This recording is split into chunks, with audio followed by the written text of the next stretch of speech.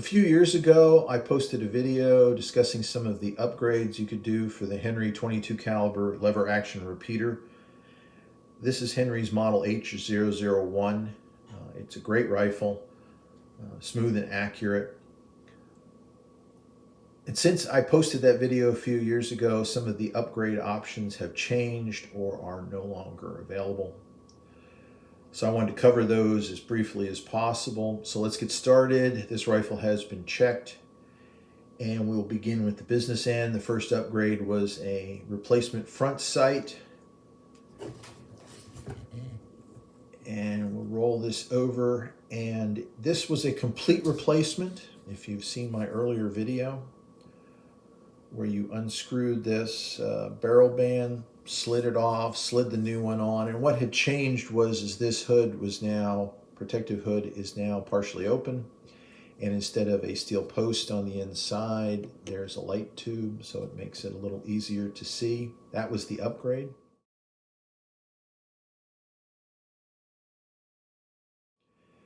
Now, if you look at Henry's catalog for the H001, it appears that they've changed the way their front sight is mounted. Instead of a full barrel band, there's some type of connector between the magazine tube, it appears, and the barrel, and then the front sight currently, according to the photos in the catalog, attaches via a screw down through the front sight.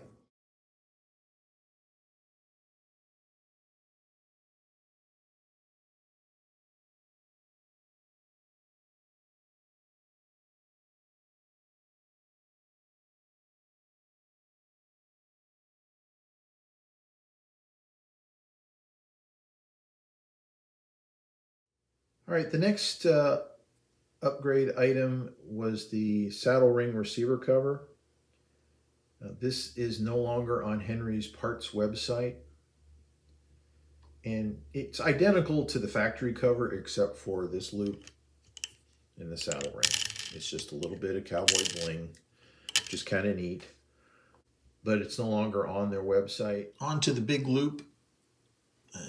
Ignore the brown leather wrap for a moment, and we'll just discuss the big loop. This is still available from Henry on their parts website. It's a $50 part. It's pretty easy to swap out if you prefer something a little bigger than the standard loop. This leather lever wrap, for the life of me, I cannot remember where it came from, but Etsy has got lots of leather workers on it. I also posted a link down in the comments to another potential source outside of Etsy. So they come and go, but there's some pretty good products out there. If you're wondering how to stitch these things, look up baseball stitch on YouTube. Now, the last upgrade I want to cover was not on the previous video. It's something I did a few months ago. And I replaced the 14-inch factory stock with the 13-inch long Henry Youth stock.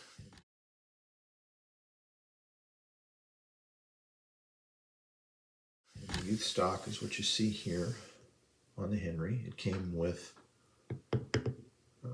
the end cap here. It's a Henry part. And the reason I did this was to set the Henry up a little more like the Winchester Model 1892 carbine. Those have a 13 or 13.5 inch stock, if memory serves. And I've taken this to the range several times, and I really like the shorter stock. It's identical in all of the dimensions except for the length. It's just an inch shorter. But again, I wanted to set it up a little more like the Winchester 92 carbine. It's an easy swap. It's a Henry part. I put the information down in the comments. You call them up, tell them what you need. It was a $50 part plus shipping, and it came in about a week. There's only one note when you swap these out, and you'll have to do a little bit of hand fitting. It's not a big deal, and I'll get to that in a minute. But if you're not familiar with these, the stocks remove very simply. You remove this screw, which goes all the way through, just comes out. Stock slides off. It's part of disassembling to clean inside the rifle, so it's not a big deal there. But what you can't see here is that on the wood there's tongue and then there's grooves, basically semicircle openings in the back of the receiver cover. And let me show you the factory original 14-inch. And there you can see them. This is how the youth stock comes with these on them. Now let's hit the pause button on the upgrade and let's just talk about this original. It's hard to tell on the video, and some of this wear is just from me removing it to occasionally clean the Henry, because this Henry's got a lot of rounds through it. But if you were to see this in person, you would eyeball it and say, well, they had to do some hand fitting at the factory and they had to file this one a little smaller than that one in order to get it to fit. And that's what you'll have to do with the replacement, is you'll have to do a little bit, not much, but just a little bit of final filing.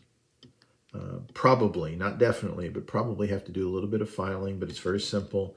Take a small flat wood file, and just on the curved part, very carefully, don't get into this wood here, just this unfinished curved part.